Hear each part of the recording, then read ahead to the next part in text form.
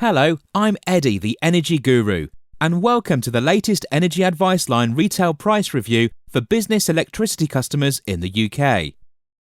This price review is designed with one objective in mind: to help small and medium-sized business owners and decision makers understand a little more about retail price movements and buying trends so that they can make a more informed decision when agreeing a new electricity contract.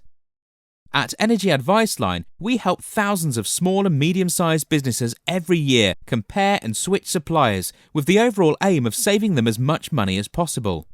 We are a completely impartial and independent service and offer prices using an extensive supplier panel, so we are uniquely placed to cover price movements across all geographical regions in the UK. Contract pricing and how it is presented can be overcomplicated by the industry and often confusing to customers. Our aim today is to provide you with a clear and objective view on market pricing, and for this reason we have used a Profile Class 3 single rate meter, one of the most common tariff types available for businesses in the UK, for the analysis. Unfortunately, we have seen prices go up almost 20% in the last 24 months. If we look at what contract prices did in 2012, we saw a price increase of 10.42% and a further 9.17% in 2013. In the first 3 months of 2012, the average price in the UK was 9.88 pence per kilowatt hour. Although we have seen some differences attributed to seasonal wholesale price variations, the average contract price in the first 3 months of 2014 had risen to 11.84 pence per kilowatt hour.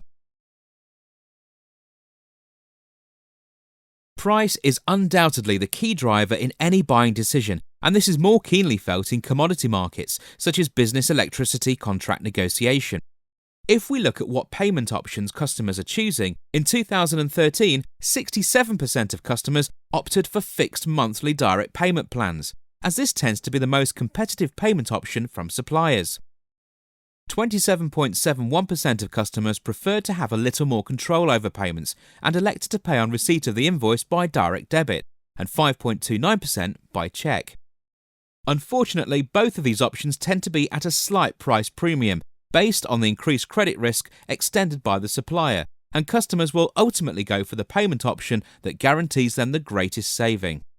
As the usual price premium associated with longer contract options narrowed during the course of 2013, we saw customers choosing 24 and 36 months offers to safeguard their business expenditure for a greater period of time.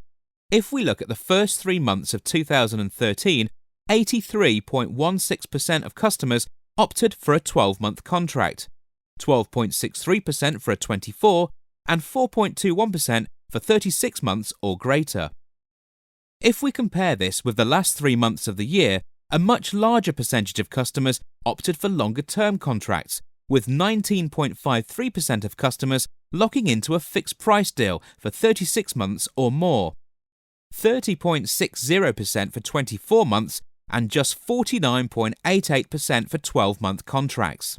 A significant change when we consider that over 83% chose the shorter-term 12-month deal at the beginning of the year. We hope that you have found this snapshot helpful, and it provides a little more information on business electricity price movements and buying trends.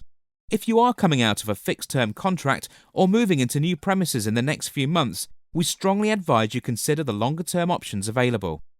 Past history usually dictates future trends, and prices do not look like they're going to slow down anytime soon.